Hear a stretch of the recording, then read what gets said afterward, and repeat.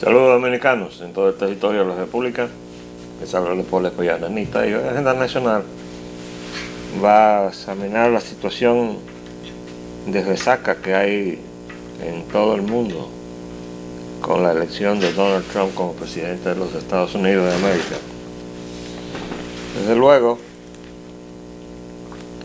todo depende, como dice el refrán, según el cristal con que se mire, y además cada quien habla de la fiesta según como le haya ido. Todos los que se montaron en la candidatura de Hillary, por una razón o por otra, hay que reconocer que el hoy presidente de Estados Unidos tiene una gran debilidad política, que es que no supo distinguir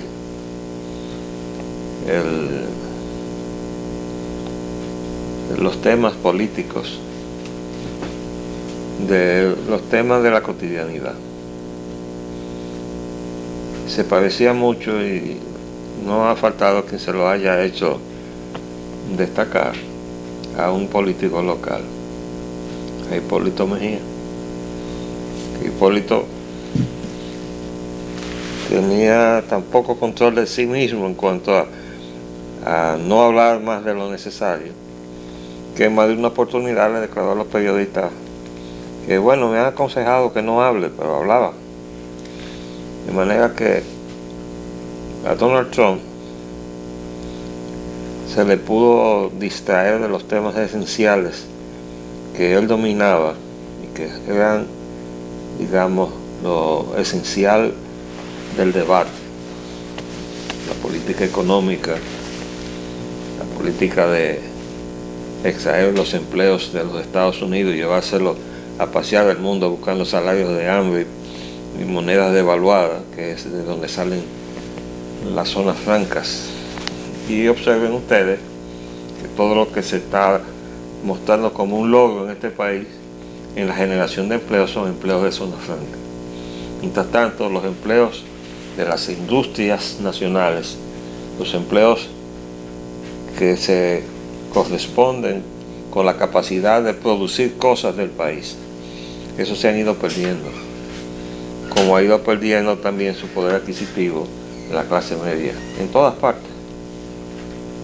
Lo mismo sucedió en los Estados Unidos.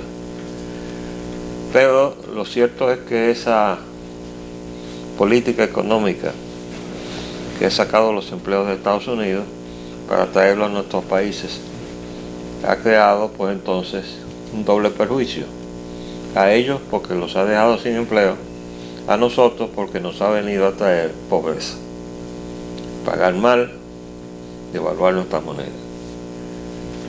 De todas maneras, eso que es esencial se sacaba del debate porque había que hablar de los chismes de que si fulano de tal o fulana de tal había sido agredida o agredido por alguna expresión del candidato que no había sabido medir en ese momento los temas de la cotidianidad, de los temas esenciales de la política. Entonces se dejaba arrastrar esos debates estériles donde se lo que hacía era chismografía.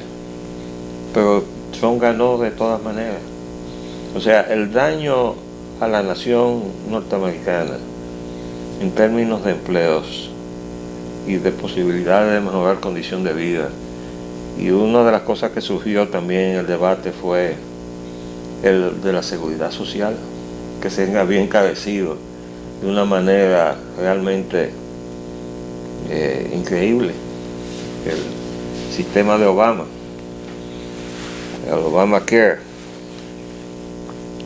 Pero todo eso llevó, en definitiva, a que aún llevando o venciendo ciertas antipatías que tenían el propio mando republicano, además de que, como ya he explicado, el mando republicano, con alguna excepción, está inscrito en el club del señor Rockefeller, o sea, en la plutocracia del norte.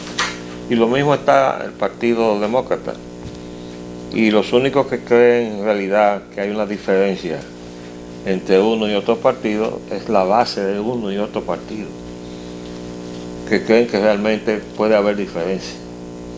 Los que conocen de la política norteamericana saben que no hay tal diferencia. Por eso, en un momento determinado, la propia dirección del Partido Republicano y candidatos republicanos abandonaban la candidatura de su presidente, de su candidato presidencial. ¿Por qué? Porque ellos han estado montados en la política económica que le ha hecho daño al pueblo norteamericano. Entonces, todo eso es parte de ese complejo panorama que está complicado además con lo que yo llamo la guerra que no terminó, la guerra de secesión, la guerra interna, cuando el norte peleó contra el sur y usó como pretexto a los esclavos negros. Digo como pretexto porque tuve que buscarme en las librerías mucho hasta encontrar la verdadera causa del conflicto. No era nada la reivindicación de los derechos humanos y el trato de esclavitud de los negros por parte del sur, porque eso era lo que era la estructura de la economía del sur de los Estados Unidos. Era un trasplante de una estructura feudal europea donde cada hacienda era un feudo y el dueño de cada hacienda era un señor feudal con derecho de vida y muerte en su predio. Y desde luego que los africanos secuestrados en África y vendidos como mercancía en América, tanto a las colonias españolas como a las colonias británicas y francesas del sur de Estados Unidos, se convertían en una mercancía. Y esa mercancía entonces fue estimulada a la rebeldía por un norte con el discurso de sus derechos humanos, de que estaban siendo esclavizados, que había que tratarlos como seres humanos, etc. Lo mismo que se está haciendo ahora atacando a la República Dominicana con respecto a los haitianos que salen huyendo de su país, de ese infierno, y entonces van a cualquier parte que los reciba. Y como nosotros ahora estamos bajo la compulsión de los organismos internacionales que obedecen a los intereses del apoderamiento de la riqueza de la isla, entonces el único país que recibe a los haitianos y que además tiene un gobierno que estimula el recibimiento de los haitianos es República Dominicana. Después todos los demás países, sin excepción, rechazan la migración haitiana. Entonces, los Estados Unidos tienen esa guerra de secesión que no terminó realmente en aquella supuesta culminación de la guerra entre el norte y el sur. La parte bélica se definió entonces, el norte ganó la guerra, el sur la perdió, pero la guerra en términos de el conflicto entre los blancos del sur y los blancos del norte ha quedado siempre ahí. Ahora súmele a eso que los negros fueron reivindicados por el norte y estimulados a huir del sur, pasarse al norte, supuestamente para conquistar la libertad. Bueno, pero el norte no estaba tratando de libertar a los esclavos del sur, estaba desarmando el aparato productivo del sur. ¿Por qué? Porque el aparato productivo del sur funcionaba a base del trabajo esclavo de los negros. De modo que cuando el norte le decía que debían huir escapar del sur y huir hacia el norte para alcanzar la libertad, se le estaba pintando algo que no era la verdad. Yo he leído bastante sobre todo ese proceso hasta alcanzar a determinar la causa. El norte, que se estaba industrializando, solicitó al Congreso de los Estados Unidos, donde estaba representado el sur, protección arancelaria Y eso viene al caso porque ahora está surgiendo en el gran debate de la geopolítica que está resurgiendo otra vez el proteccionismo. Oigan bien, el proteccionismo. El norte, que se industrializaba en los Estados Unidos, recibía entonces competencia desleal de los productos que llegaban de Europa. Y cuando se trataba de tejido, la cosa era peor, porque resulta que el algodón que se sembraba en el sur, que también lo utilizaba el norte, se iba a Europa en mayores cantidades, y tenía entonces el sur una vinculación más fuerte con Europa que la que tenía con los estados del norte. Una contradicción, pero así se escribe la historia. Cuando el norte pidió entonces en el Congreso protección, o sea que pusieran aranceles en la aduana a las importaciones que venían de los telares europeos, británicos, franceses, etc., el sur se opuso, porque para ellos era más importante su relación con Europa que su relación con los estados del norte. Y el conflicto entonces llegó al punto que el sur amenazó con salirse de la Unión. Por eso se llama la guerra de secesión, porque ellos se iban a desprender, se iban a salir de lo que era los Estados Unidos, con tal de no romper con su relación con Europa. Es decir, todos los estados del sur patrocinaban lo que hoy es lo que se llama el libre comercio. Ustedes están viendo cómo la historia se repite.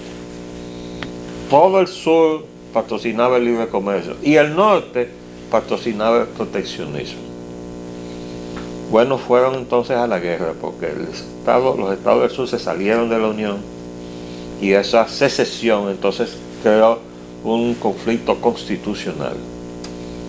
Y ya en el ámbito bélico, el norte le ganó al sur. Pero no liberó a los esclavos. Tardó mucho tiempo antes de que se convirtiera en una realidad. Que no, el discurso que le había enunciado el norte para crear la sedición del sur, de los esclavos del sur que se fueran al norte, se pudiera convertir en una realidad. Es más, durante el conflicto, los esclavos que lograban evadirse del sur y pasaban al norte, pedían ponerse el uniforme del norte para ir a pelear contra el sur y no se lo permitían.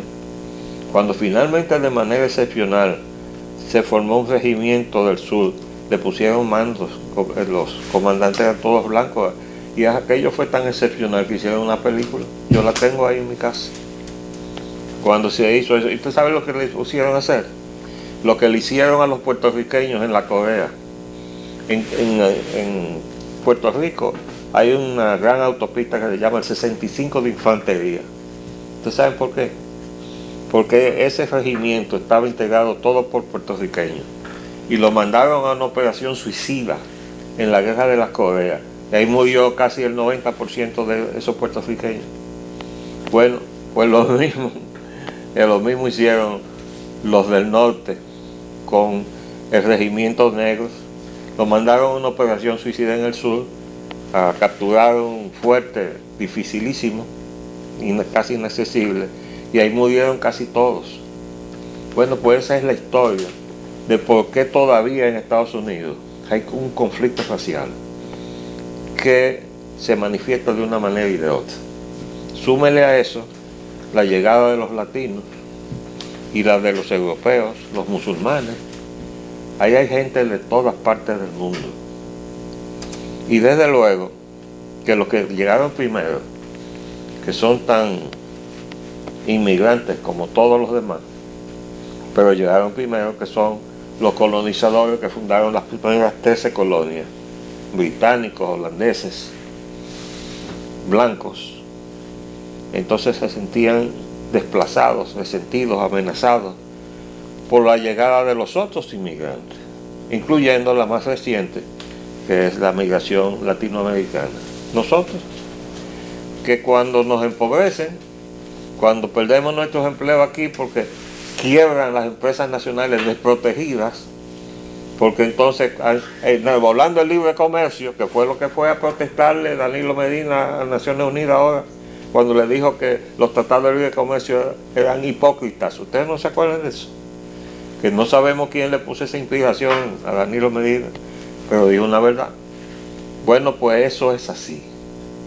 Nuestras empresas quiebran y mientras las empresas de ellos están sobreprotegidas, no hay tal libre comercio. Entonces, en definitiva, eso es el trasfondo del por qué Donald Trump ganó las elecciones en los Estados Unidos. De todas maneras, hay unas implicaciones de tipo constitucional que voy a tratar de ver si consigo a alguna persona mucho más autorizada que yo en el tema del derecho internacional y constitucional, para que vengamos a despejar en donde se está amenazando desde el gobierno dominicano a la nacionalidad dominicana. Les habló Leopoldo Espaillat Nanita. Hasta luego.